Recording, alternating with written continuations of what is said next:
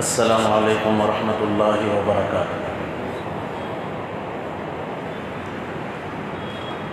نحمده ونصلی علی رسوله الکریم، اما بعد فاعوذ باللہ من الشیطان الرجیم، بسم اللہ الرحمن الرحیم۔ فَإِذَا قُضِيَتِ الصَّلَاةُ فَانتَشِرُوا فِي الْأَرْضِ وَابْتَغُوا مِنْ فَضْلِ اللَّهِ وَاذْكُرُوا اللَّهَ كَثِيرًا لَعَلَّكُمْ تُفْلِحُونَ۔ وقال تعالى في مقام آخر: إن الله وملائكته يصلون على النبي يا أيها الذين آمنوا صلوا عليه وسلموا تسليما۔ اللهم صل على سيدنا محمد وعلى آل سيدنا محمد وبارك وسلم۔ صدق الله العظيم۔ وقال النبي صلى الله عليه وسلم: من اغتسل يوم الجمعة غسل الجنابة فكأنما قرب بدنة، او كما قال عليه الصلاة والسلام۔ میرے محترم بزرگوں اور عزیز ساتھیوں، اللہ تعالیٰ کا بے پناہ فضل و کرم ہے کہ اللہ تعالیٰ نے ہم تمام کو جمعہ کی مجلس میں بیٹھنے کی توفیق عطا فرمائی۔ اس کے ساتھ ہی ساتھ میں یہ گزارش کر دوں، یہ جو دروازے پر دیوار پر ٹیپ لگا کر بیٹھے ہیں، ان سے میری گزارش ہے، مجلس میں جو جمعہ کے دن سب سے زیادہ ممبر کے قریب ہو کر بیٹھتا ہے وہ ثواب زیادہ کماتا ہے، جو اخیر میں رہتا ہے وہ اللہ اسے اخیر کر دیتا ہے۔ اللہ تعالیٰ نے قرآن کے اندر ارشاد فرمایا: فَإِذَا قُضِيَتِ الصَّلَاةُ فَانتَشِرُوا فِي الْأَرْضِ، جب جمعہ کی نماز سے فارغ ہو جاؤ تو زمین میں پھیل جاؤ، وابتغوا من فضل اللہ، اور اللہ کے فضل کو تلاش کرو، واذکروا اللہ کثیرا لعلکم تفلحون، کثرت سے اللہ کا ذکر کرو تاکہ تمہیں اللہ تعالیٰ کامیاب بنا دے۔ یہ جو جمعہ کو تم جب آتے ہو، ہم سب جمعہ کو مسجد میں آتے ہیں تو صرف انسان نہیں آتے بلکہ اللہ کے فرشتے بھی جمعہ کی نماز میں آتے ہیں۔ صرف آپ ذکر نہیں سنتے بلکہ اللہ کے فرشتے بھی ذکر کو سنتے ہیں۔ اللہ تعالیٰ نے کلام مجید کے اندر ارشاد فرمایا: ان اللہ وملائکتہ یصلون علی النبی، بلا شبہ اللہ اور اس کے ملائکہ یعنی فرشتے رسول اللہ صلی اللہ علیہ وسلم پر درود بھیجتے ہیں۔ یا ایھا الذین آمنوا، اے ایمان والو، صلوا علیہ وسلموا تسلیما، تم بھی میرے محبوب صلی اللہ علیہ وسلم پر درود و سلام بھیجیں۔ حدیث پاک کے اندر رسول اللہ صلی اللہ علیہ وسلم نے ارشاد فرمایا: من اغتسل یوم الجمعۃ غسل الجنابہ، جو آدمی جمعہ والے دن جنابت کے غسل کے مانند اہتمام کے ساتھ، پاکیزگی کے ساتھ، پورے آداب اور سنت کے ساتھ غسل کرتا ہے، ثم راح فی الساعۃ الاولی، پہلی گھڑی میں جمعہ کو آتا ہے، فکأنما قرب بدنۃ، فرمایا کہ گویا اس نے اونٹ کی قربانی۔ کس کی؟ پہلی گھڑی میں آنے والے کو کیا ثواب ملتا ہے؟ اونٹ کی قربانی دینے والے کا ثواب ملتا ہے۔ ومن راح فی الساعۃ الثانیہ فکأنما قرب بقرۃ، جو دوسری گھڑی میں آتا ہے اس کے لیے گائے قربانی دینے کا ثواب ملتا ہے۔ کیا قربانی دینے کا؟ گائے قربانی دینے کا۔ گائے کی قیمت کیا ہے؟ گائے کی قیمت جانتے ہو؟ 20,000 کے اوپر ہی ہوگی، 25-30 ہزار کے اوپر ہی ہوگی۔ اس گائے کو ذبح کرنے سے جو ثواب ملتا ہے قربانی کے موقع پر، اللہ تعالیٰ جمعہ میں دوسری گھڑی میں آنے والے کے لیے ثواب عطا فرماتے ہیں۔ ومن راح فی الساعۃ السادسہ فکأنما قرب کبشا اقرا، جو آدمی تیسری گھڑی میں جمعہ کی نماز کو آتا ہے، یعنی تیسرا آدمی تیسری گھڑی میں آنے والا، گویا اس نے سینگ والے مینڈے کی قربانی کی۔ سینگ والا مینڈا ہوتا ہے نا، مینڈا، بکرا، چھیلا، سینگ والا، اس کو قربانی دینے سے جو ثواب ملتا ہے تیسری گھڑی میں آنے والے کو یہی ثواب ملتا ہے۔ ومن راح فی الساعۃ الرابعہ، جو آدمی چوتھی گھڑی میں آتا ہے فکأنما قرب دجاجتن، گویا اس نے مرغے کو اللہ کے راستے میں صدقے میں دیا، یہ ثواب اسے ملتا ہے۔ ومن رہا فی الساعۃ الخامسہ کأنما قرب بیضۃ، جو 5ویں گھڑی میں مسجد کو آتا ہے جمعہ کی، گویا اس کو انڈا صدقہ دینے کا ثواب ملتا ہے۔ اب آپ لوگ فیصلہ کریں ہمیں کون سے ثواب میں شامل ہونا ہے۔ 2 شرطیں ہیں، ایک شرط یہ ہے کہ وہ اہتمام کے ساتھ غسل کرے، دوسری شرط یہ ہے کہ پہلی گھڑی میں مسجد کو آنے کی کوشش کرے۔ اس کے بعد فرمایا اذا خرج الامام، جب امام مسجد کو آ جائے تو ملائکہ بھی مسجد کو آ جاتے ہیں، فرشتے بھی مسجد کو آ جاتے ہیں، یستمعون الذکر، ذکر کو وہ سنتے ہیں۔ تو میرے بھائیوں، رسول اللہ صلی اللہ علیہ وسلم نے حدیث پاک کے اندر ارشاد فرمایا جمعہ والے دن مجھ پر کثرت سے درود بھیجو، جمعہ والے دن مجھ پر کثرت سے درود بھیجو۔ اور جو بندہ جمعہ کے دن میں یا رات میں درود پاک پڑھتا ہے اور بھیجتا ہے، یعنی فرشتے لے کر حضور صلی اللہ علیہ وسلم کی مزار کو لے کے جاتے ہیں، جو آدمی درود بھیجتا ہے فرمایا کہ وہ میرے سامنے سب سے پہلے پیش ہوتا ہے، یعنی فیصلے کے لیے، سفارش کے لیے، شفاعت کے لیے وہ سب سے پہلے پیش ہو جاتا ہے۔ جو آدمی جمعہ والے دن یا رات میں 100 مرتبہ درود بھیجتا ہے تو فرمایا کہ قیامت کے دن اللہ تعالیٰ اس کے ساتھ ایک ایسی روشنی کو دے دیں گے، اگر وہ روشنی پورے مخلوق میں بانٹ دی جائے تو سب کو وہ کافی ہو جائے۔ اور جو شخص جمعہ والے دن عصر کی نماز کے بعد 80 دفعہ درود بھیجتا ہے، 80 دفعہ درود بھیجتا ہے، گویا اللہ تعالیٰ اس کے 80 سال کے گناہ معاف کر دیتے ہیں اور 80 سال کی نیکی لکھ دیتے ہیں۔ گناہ سے مطلب صغیرہ گناہ، چھوٹے گناہ، بڑے گناہ نہیں۔ بڑے گناہ صرف توبہ کرنے سے معاف ہوتے ہیں، چھوٹے گناہ یہ سب عمل کرنے سے کیا ہو جاتے ہیں؟ معاف ہو جاتے ہیں۔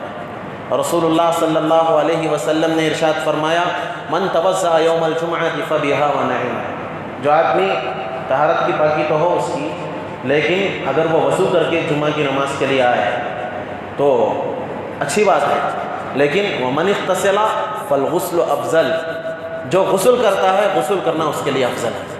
وضو کر کے آئے تب بھی نماز ہو جاتی ہے جس کی پاکی ہو، اگر وہ غسل کر کے آئے تو غسل کرنا اس کے لیے کیا ہے؟ افضل ہے۔ اس کے ساتھ ساتھ اول گھڑی میں آئے تو اونٹ کا ثواب، دوسری گھڑی میں آئے تو گائے کا ثواب، تیسری گھڑی میں آئے تو سینگ والے مینڈے کا ثواب، چوتھی گھڑی میں آئے تو مرغا صدقہ دینے کا ثواب، 5ویں گھڑی میں آئے تو انڈا صدقہ دینے کا ثواب۔ یہاں تک کہ فرشتے جب وہ ذکر سننے کے لیے آتے ہیں تو اس مجلس میں اس کی بھی مجلس قائم ہو جاتی ہے۔ سمجھ میں آئی بات؟ چلے جمعہ کی نماز، لیکن 2 غلطیاں عام ہیں ہماری مطلب کچھ لوگوں کی 2 غلطیاں عام ہیں۔ ایک عربی خطبے کے موقع پر بات چیت کرنا، دوسرا لوگوں کی گردنوں کو پھلانگ کر ٹانگ کر آنا، 2 بھی بڑی غلطیاں ہیں۔ جو آدمی عربی خطبے کے موقع پر بات چیت کرتا ہے سراسر وہ گناہ کرتا ہے مسجد میں آ کر بھی۔ عربی خطبہ جہاں جہاں تک سنائی دے اگر وہ بات کرنے لگے تو مطلب ہے وہ بات نہیں کر رہا بلکہ گناہ کر رہا ہے۔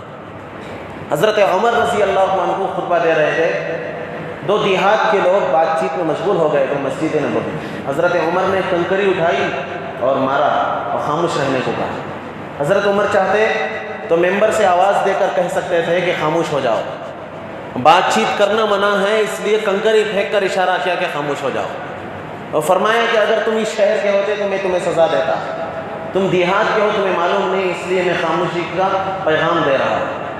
تو ہمیں یہ سمجھ میں آنا چاہیے کہ جمعہ کی جو گھڑی ہے کتنی افضل گھڑی ہے، اور جمعہ کا جو خطبہ ہوتا ہے وہ کتنا افضل موقع ہوتا ہے۔ اس موقع پر بھی وضو خانے کے پاس کھڑے ہو کر بات کرنا، دروازے پر کھڑے ہو کر بات کرنا، اور ہمارے کچھ بھائیوں کو پہلی صف میں یا ممبر کے سامنے بیٹھنے کی خواہش ہے، اچھی بات ہے، خواہش کوئی غلط بات نہیں ہے، لیکن عربی خطبے کے موقع پر لوگوں کی گردنیں پھلانگ کر آنا غلط بات ہے نا۔ بھئی آپ کو پسند تھا تو آپ پہلے وقت میں آ جاتے، 12:30 بجے سے 12 بجے سے 11 بجے سے لوگ پہلی صف میں دوسری صف میں انتظار کر کے بیٹھے۔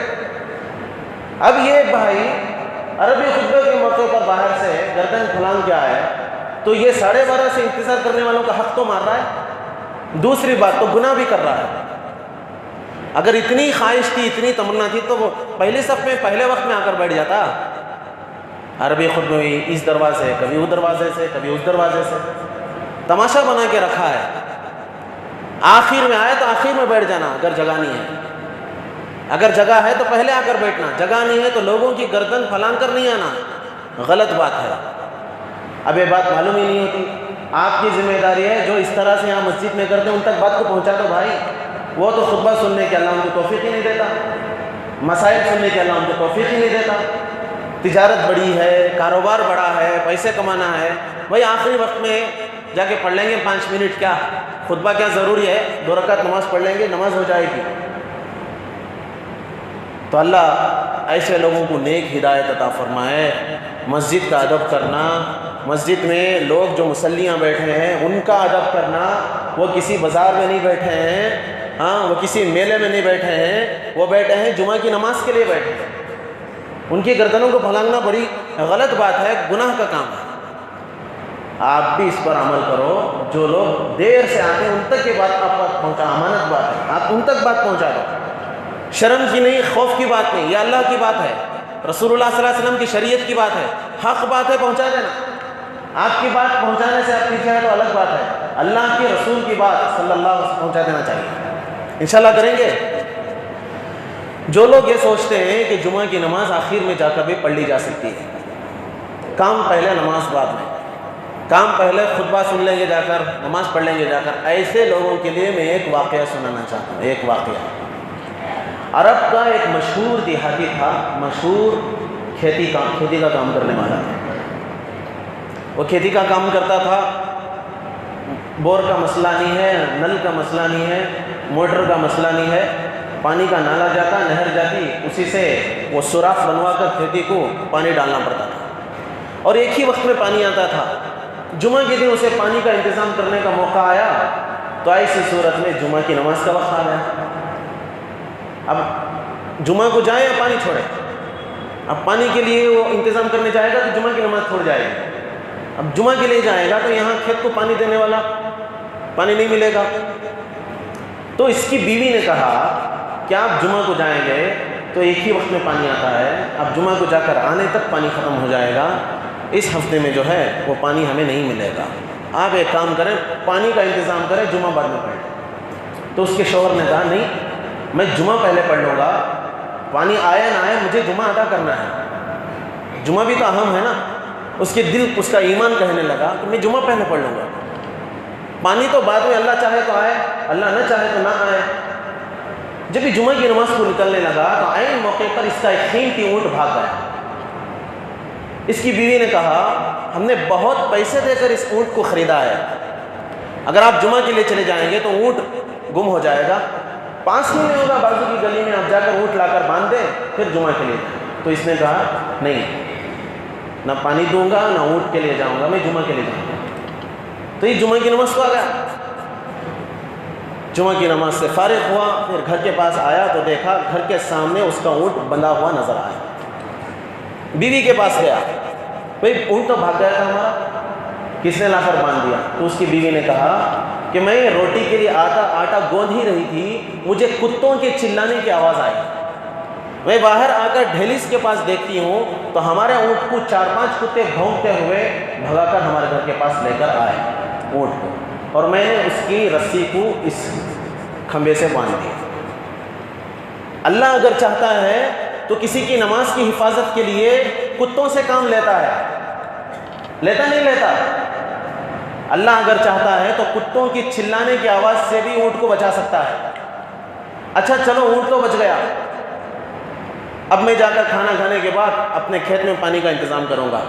تب گیا، دیکھا کھیت میں پہلے سے پانی پڑا ہوا. اب اسے تعجب ہوا تو بازو کھیت کا جیسے گھر کو پڑوسی ہوتا ہے ویسا کھیت میں بھی پڑوسی ہوتا ہے.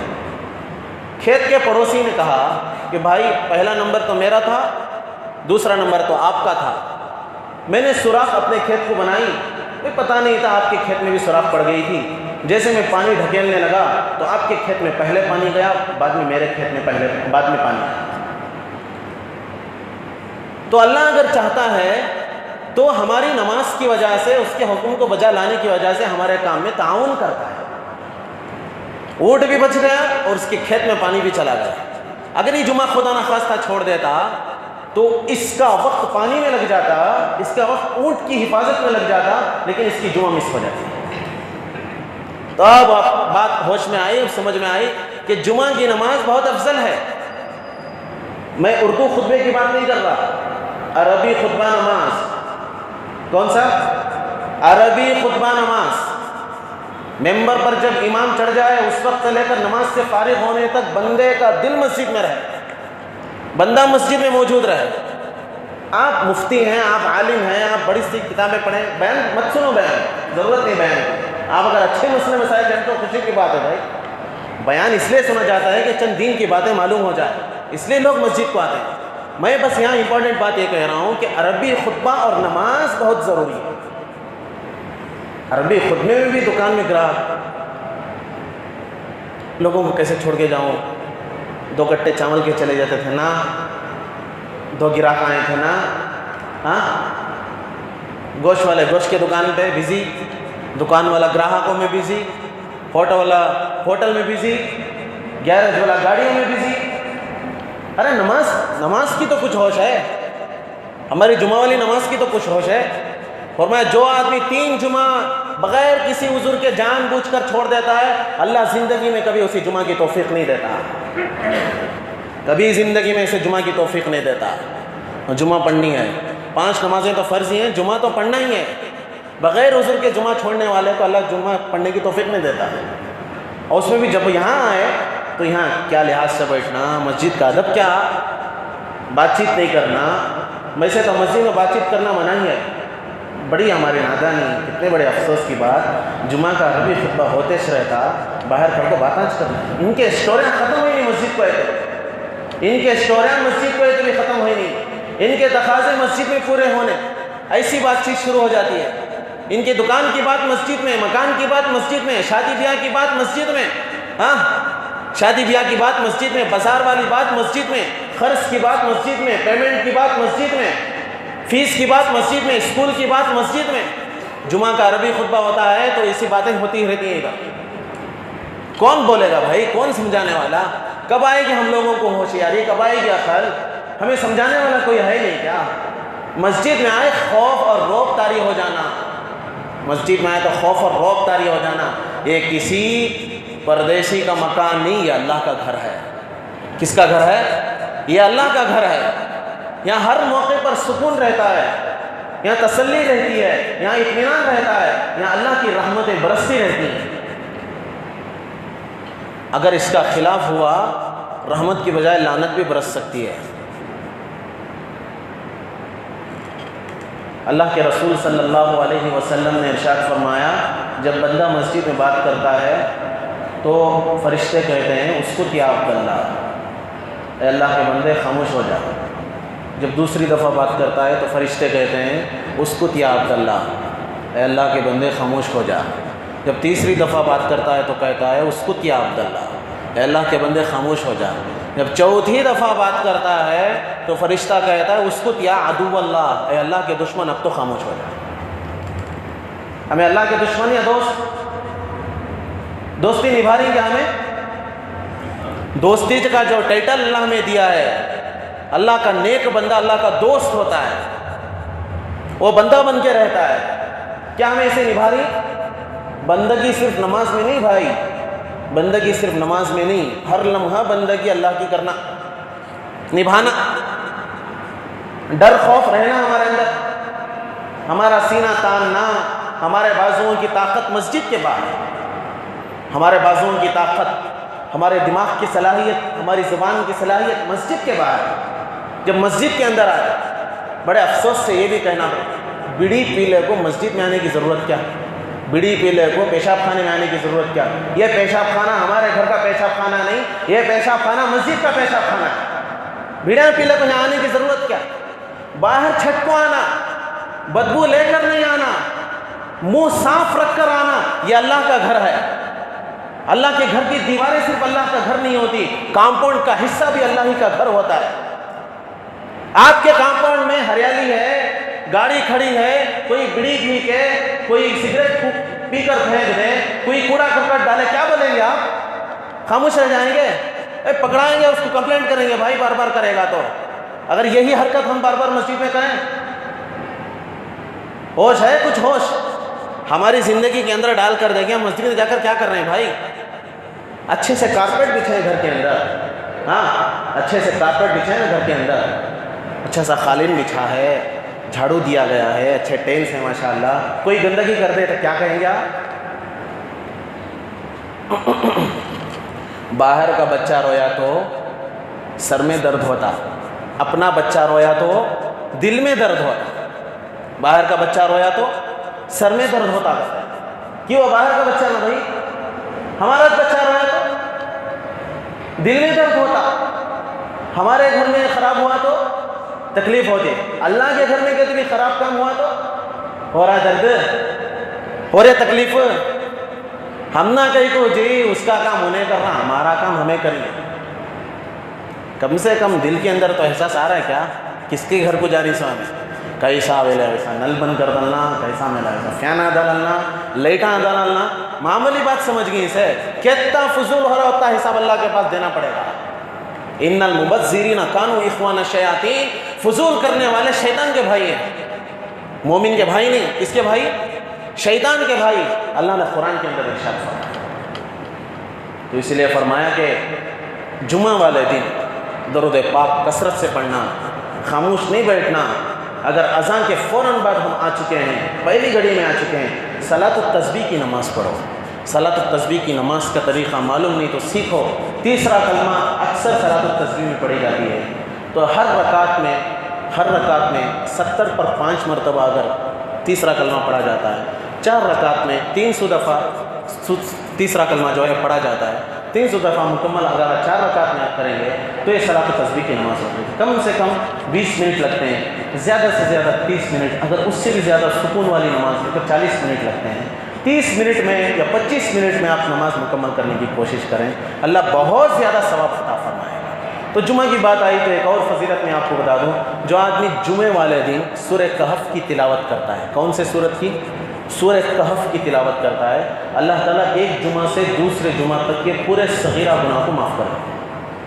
اور اسی طرح سورہ یاسین اور سورہ صافات کی تلاوت کرتا ہے، اللہ تعالیٰ پورے گناہ کو معاف کر دیتا ہے۔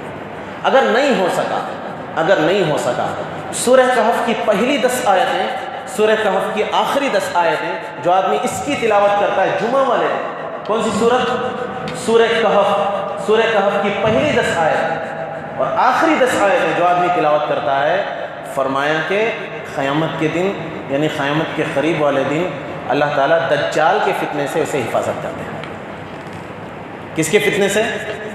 دجال کے فتنے سے۔ ہمیشہ اللہم انی اعوذ بک من فتنۃ الدجال ومن فتنۃ المحیا والممات، ہم دعا کرتے ہیں اللہ ہم تیری پناہ چاہتے ہیں دجال کے فتنے سے۔ دجال کا اگر کسی کو فتنہ پڑ گیا تو بچ نہیں سکے گا بھائی، بہت بڑا فتنہ ہے۔ دجال بنا کس سے؟ دھوکے سے، فریب سے۔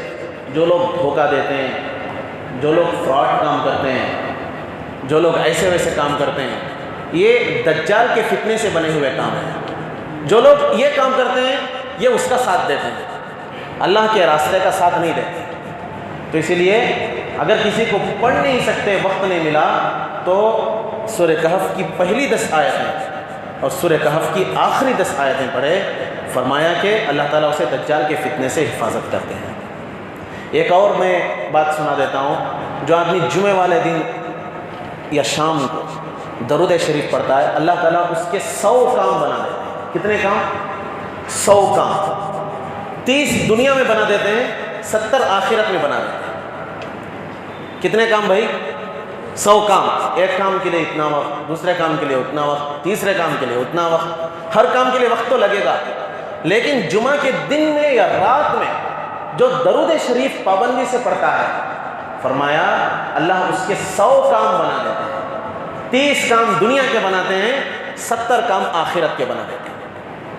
جو کثرت سے جمعہ والے دن درود پڑھتا ہے وہ سب سے پہلے حضور کے سامنے پیش ہوتا ہے۔ انویٹیشن کارڈ لکھو، ایم پی سے ملنا، ایم ایل اے سے ملنا، پی اے سے ملاقات کرو، اس کا کانٹیکٹ نمبر لو، کب ملنا چاہیے، اگلے ہفتے ملو، ادھر کے ہفتے ملو، ٹائم نہیں ہے، صاحب بزی ہیں، یہ سب مسئلہ ہے نا ہمارا. کہ جو درود جمعہ والے دن پڑھے گا، جو درود جمعہ والے پڑھے گا، سب سے بڑے صاحب سے پہلے ملاقات ہو جائے گی. کس سے؟ سب سے بڑے صاحب صلی اللہ علیہ وسلم، وہ سب سے پہلے پیش ہو جائے ملاقات کے لیے، شفاعت کے لیے، سفارش کے لیے. بھئی ہمیں سفارش چاہیے نہیں چاہیے؟ حضور صلی اللہ علیہ وسلم کی شفاعت چاہیے نہیں چاہیے؟ چاہیے نا سب کو. تو اللہ تعالیٰ ہم سب کو قیامت کے دن بغیر کسی رسوائی کے، بغیر کسی تنہا چھوڑے، بغیر کسی افسوس کے، اللہ تعالیٰ ہم سب کو اجتماعی طور پر حضور صلی اللہ علیہ وسلم کی شفاعت نصیب فرمائے. کہو آمین. اللہ تعالیٰ ہم سب کو حضور کی شفاعت نصیب فرمائے اور کہنے سننے سے زیادہ عمل کی توفیق عطا فرمائے. موضوع سے ہٹ کر میں ایک بات کہنا چاہتا ہوں. بھئی جو بھی جمعہ کی نماز کو یہاں آتے ہیں وہ اپنے بچوں کی فکر کریں. لائے نماز کو، ایسا نہیں کہ روکا نہیں جائے گا نماز کو. بچوں کو آج اگر نماز کو روکیں گے کل وہ نماز کو نہیں آئیں گے. بچوں کو لے کر جو آتے ہیں وہ اپنے بچوں کی حفاظت کریں. اوپر جائے نیچے جائے، نماز میں تکلیف. پچھلی جمعہ جو لوگ نماز یہاں پر پڑھے آپ نے سنا ہوگا کتنی تکلیف ہوئی نماز میں بچوں کی وجہ سے. بچے نادان ہیں، معلوم نہیں ان کو، لیکن ان کو سمجھا بجانے والا تو کوئی ہونا.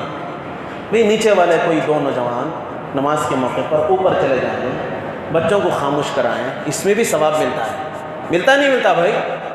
دوسروں کی نماز اگر سکون سے ہوتی ہے، دو بندے اس کے لیے وجہ بنتے ہیں تو اسے بھی ثواب ملے گا. یہاں تک کہ فرمایا کہ جو مسجد کا ایک کوڑا کرکٹ بھی اٹھا کر باہر پھینکتا ہے، اللہ تعالیٰ جنت میں حور کا مہر ادا کر دیتا ہے. کوڑا کرکٹ اٹھانے سے حور کا مہر ادا ہوتا ہے. تو مصلیوں کی نماز میں سکون لانے سے کیا ملے گا؟ ملے گا نہیں ملے گا؟ بھئی نشاندہی لگا کر یہ کرنا، انہوں کرنا، انہوں کرنا نہیں. جب مسجد کو ہے ہمارے اوپر ذمہ داری بن جاتی ہے مسجد سکون کے ساتھ ہمیں نماز پڑھنا. کوئی دو بندے اوپر مہربانی سے جا کو بچے غلطہ کرتے رہے تو ان کو ذرا خاموش بٹھانے کی کوشش کرو. ہماری مسجد ہمیں بنے سو، ہمیں تکلیفیں اٹھا کو بنے سو، ماشاءاللہ خوشی سے بنے، تکلیفیں اٹھائے، جذبے کے ساتھ بنے. اس کے اندر جو کام ہو رہا وہ بھی تسلی کے ساتھ ہونا نہیں ہونا. بھائی ہفتے میں ایک بار نماز کو آتی، ماشاءاللہ مسجد پڑھتی ہے، سکون سے نماز پڑھنا. 2 رکعت نماز سکون سے نہیں تو پھر کیا سکون سے کرتی ہیں؟ تو انشاءاللہ اللہ سے دعا ہے اللہ ہم سب کو کہنے سننے سے زیادہ عمل کی توفیق عطا فرمائے. جو حضرات سنتیں نہیں پڑھیں وہ سنتیں پڑھ لیں. وآخر دعوانا ان الحمد للہ.